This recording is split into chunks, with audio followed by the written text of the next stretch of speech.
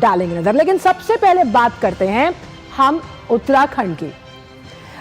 तो सरकारी योजनाओं की अगर बात की जाए तो अब जमीन पर असर दिखाने लगी हैं। जो तस्वीर बदलती है, तदबीर भी बदलती हैं। उत्तराखंड में बैंकों के माध्यम से सबसे अधिक युवाओं को स्वरोजगार से जोड़ते हुए पौड़ी ने मैदानी जिलों को भी पीछे छोड़ दिया। साथ ही साथ टेहरी की बात की जाए और चंपावत की तो ये दूसरे और तीसरे स्थान पर रहे। इससे आप अंदाजा लगा सकते हैं कि पहाड़ों में आत्मनिर्भरता की राह पर लगातार कैसे जो आम जन है वो मजबूत हो रहे हैं। देखिए इस रिपोर्ट के जरिए।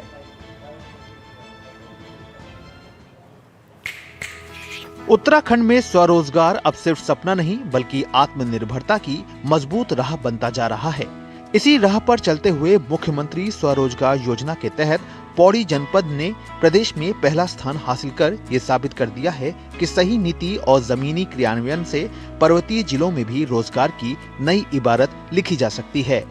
बैंक के माध्यम से सबसे अधिक युवाओं को स्वरोजगार से जोड़ते हुए पौड़ी ने देहरादून और हरिद्वार जैसे मैदानी जनपदों को भी पीछे छोड़ दिया है।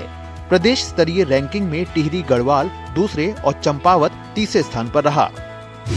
मुझे जो है जिला उद्योग केंद्र द्वारा सहायता मिली, उन्होंने मार्गदर्शिता करी मुझे और बैंक द्वारा मुझे लोन दिलवाया गया। आज मुझे 4-5 साल हो गए काम करते हैं। मेरे पास 6 एम्प्लॉई हैं जो मेरे अंडर में काम करते हैं और जिला उद्योग ने काफ़ी मदद करी। मुख्यमंत्री स्वरोजगार योजना के तहत उद्योग विभाग से हमें इसके लिए सहायता मिली, तो मतलब हमने देखा भी, ऑनलाइन वगैरह भी देखा, तो उसके लिए हमें प्रोसेस करा, वहाँ से सहायता मिली, फिर हमने मशीनें वगैरह लगाई, धीरे धीरे आगे बढ़े। जिला उद्योग केंद्र कोटद्वार से प्रबंधक उपासना सिंह ने बताया कि पौड़ी में स्वरोजगार में कई संभावनाएं हैं। इसके तहत पलायन भी रुका है और महिलाएं भी स्वरोजगार कर आत्मनिर्भर बन रही हैं। पौड़ी जिले में हमारे पास स्वरोजगार योजना के तहत सभी बहुत सारी संभावनाएं हैं जिससे पलायन भी रोका जा सकता है और इस योजना के तहत कई युवाओं और महिलाओं को भी आत्मनिर्भर बनने का अवसर प्राप्त हुआ है। स्वरोजगार में टिहरी जिले के दूसरे स्थान पाने पर जिलाधिकारी नितिका खंडेलवाल ने खुशी जताते हुए कहा कि अभी हम दूसरे स्थान पर हैं और जिले को पहली श्रेणी में लाने के लिए पूरे प्रयास किए जा रहे हैं। मुख्यमंत्री स्वरोजगार योजना और स्वरोजगार योजना, ये दोनों ही बहुत ही एम्बिशियस स्कीम है और टिहरी जनपद अभी नंबर 2 पर है और हम उसको नंबर 1 पर ही लेके आएंगे इस साल के अंदर। और मेरा प्रयास यही है और टिहरी के युवाओं से भी यही है कि वो जितना हमसे डिमांड भी करेंगे, हम उनकी अपेक्षाओं पे कोशिश करेंगे खरा उतरे। और साथ ही साथ माननीय मुख्यमंत्री जी जो कहते हैं कि यूथ को हम लोग को एंगेज करना, उनको अच्छे अच्छे एंटरप्रेन्योर्स और उद्यम में आगे बढ़ाना ही हमारी मेन प्राथमिकता है, उसको हम आगे लेके जाएंगे। गौरतलब है कि स्वरोजगार अब उम्मीद नहीं हकीकत बनता दिख रहा है और ये उपलब्धि पर्वतीय क्षेत्रों में स्वरोजगार की बढ़ती ताकत को दर्शाती है। तो आत्मनिर्भरता की एक नई कहानी लिखते हुए नजर आ रहे हैं हमारे पहाड़ी इलाके और ये आत्मनिर्भरता जो है वो कैसे लगातार बढ़ रही है और इसके मौके किस तरह से जब हम बात करते हैं पहाड़ों में दिए जा रहे हैं। तो सबसे पहले बात करते हैं कि कैसे स्थानीय उत्पादों और कृषि पर जोर है और इसकी वजह से हमने देखा कि स्वरोजगारी पर लगातार फोकस है वहां की जो राज्य सरकार है उसका। और इसीलिए स्थानीय उत्पाद जो है वो जब वैश्विक लेवल पर अपनी पहचान बनाते हैं तो उस पहचान की वजह से जो राज्य है उसकी भी पहचान अंकित होती है। आप देखिए कई ऐसे उत्पाद होते हैं इन पहाड़ी इलाकों से जुड़े हुए जिन्हें जी टैग तक मिल चुका है और इसकी वजह से उनकी पहचान अब वैश्विक लेवल पर है। महिला सशक्तिकरण बहुत इंपॉर्टेंट केंद्र बिंदु है क्योंकि यहां पर महिलाओं को सशक्त किया जाता है जब उन्हें स्वयं सहायता समूह यानी कि सेल्फ हेल्प ग्रुप्स के साथ जोड़ा जाता है। हम इसमें मधुमक्खी पालन की बात करते हैं, हम बात करते हैं कि किस तरह से शहद के जरिए रोजगार में बढ़ोतरी होती है और इसमें स्वयं सहायता समूह जो हैं वो स्वरोजगार की धुरी हैं। कैसे वो जिले जिले जाकर महिलाओं को इकट्ठा करते हैं और उन महिलाओं को इकट्ठा करके उन्हें रोजगार से जुड़ी हुई तमाम जो बातें हैं वो बताते हैं। क्योंकि अगर महिला सशक्त होती है, आत्मनिर्भर होती है आर्थिक तौर पर किसी परिवार के लिए, तो ये अपने आप में बहुत मजबूती देता है जो भी परिवार आगे बढ़ने की कोशिश कर रहा है पहाड़ी इलाकों में। अब संसाधनों के सदुपयोग पर आते हैं कि कैसे तो तमाम उनके संसाधन जो प्रचुर मात्रा में मौजूद हैं, पहाड़ी संसाधन, उनका तार्किक उपयोग किया जाता है वहां पर लोगों के द्वारा, और इसकी वजह से भी जो इस स्वरोजगार को हम आगे बढ़ाने की बात करें ताकि पलायन की समस्या के विकल्प के रूप में स्वरोजगार खड़ा हुआ। और इसमें सरकार के साथ साथ जो तकनीक का सहयोग है यानी कि टेक्नोलॉजी ट्रांसफर, वो सबसे इंपॉर्टेंट है। और ये समन्वय जो सरकार ने तकनीक के साथ जोड़ा और सरकारी योजनाओं की आर्थिक प्रगति जो है वो इस सकारात्मक माहौल को बताती है जिसमें हर हाथ को हुनर है। जी हाँ, तमाम युवाओं को प्रशिक्षित किया जाता है और ये प्रशिक्षण उनको लेकर जाता है स्वरोजगार के उस पहाड़ पर जिसमें लगातार हम कोशिश कर रहे हैं कि स्वरोजगार के जरिए ये तमाम जो पहाड़ी इलाके हैं वो मजबूत होते हैं। तो इस खबर के बाद आइए बात करते हैं विकसित भारत की।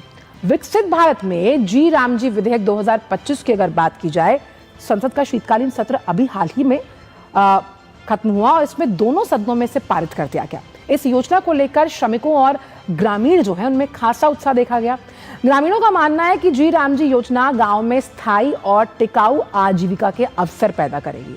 अब अगर इस योजना की बात की जाए तो कुछ इंपॉर्टेंट ग्राफिक्स के जरिए आपको बताते हैं कि अब ग्रामीणों को 125 दिन की रोजगार कानूनी गारंटी मिलेगी। इसके अलावा अगर काम नहीं मिलता तो बेरोजगारी भत्ता भी दिया जाएगा।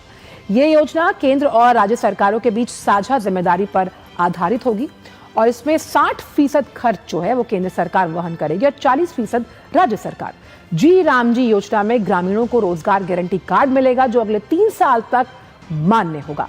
इसके साथ ही आधार और बायोमेट्रिक सत्यापन के जरिए योजना में होने वाली जो धांधली है उस पर भी लगाम लगेगी। और वही विशेष रूप से दिव्यांगों के लिए भी योजना बहुत महत्वपूर्ण साबित होगी। उन्हें एक विशेष रोजगार गारंटी कार्ड दिया जाएगा और कम काम करने पर भी अधिक मेहनताना मिलेगा। इसके अलावा बुआई अगर की बात हम करते हैं, कटाई के समय में मजदूरों की जो उपलब्धता है ये योजना उसे सुनिश्चित करेगी और साथ ही साथ इस सुनिश्चित करने के साथ साथ कई ऐसे विशेष उपाय भी किए जाएंगे। और अगर इस कानून का उल्लंघन होता है तो संबंधित पक्षों पर 10,000 रुपए तक के दंड का भी प्रावधान है इसमें। आपको ये भी बता दें कि ये योजना पारदर्शी है, आपको अकाउंटेबल बनाएगी, साथ ही साथ सामाजिक सुरक्षा जिससे हम इंक्लूसिव डेवलपमेंट की बात कर रहे हैं उसे सुनिश्चित करने के लिए बनाई गई है। इसमें एक जो सबसे बड़ा युगांतकारी कदम वो ये है कि गांव को तो विकसित कर ही रहे हैं लेकिन कैसे अब हम बात करते हैं आजीविका सुनिश्चित करना, यानी कि गांव के विकास के साथ, संपूर्ण गांव के विकास के साथ कैसे आजीविका सुनिश्चित होगी। उसमें क्लॉज 4 सेक्शन 5 की अगर बात की जाए हम उससे आपको ग्राफिक्स के जरिए समझाने की कोशिश करेंगे कि ये सेक्शन 4 कहता क्या है।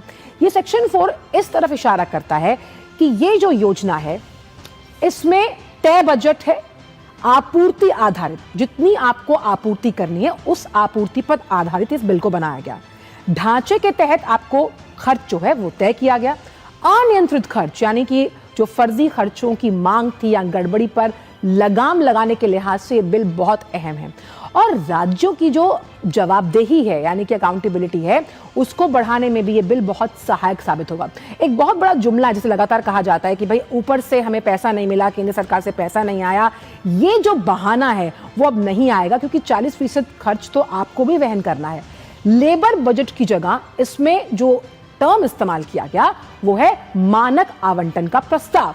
इससे एक पैराडाइम शिफ्ट आप इसमें यहां देखेंगे। मानकों के आधार पर, वस्तुओं के मानकों के आधार पर राज्य के लिए धन की निश्चित सीमा है और राज्यों की मांग के अनुसार पैसा देने की व्यवस्था नहीं है। साथ ही साथ केंद्र और राज्य सरकार मिलकर इस फंडिंग को साझा करने वाले हैं। और फिलहाल वक्त एक छोटी सी ब्रेक का है।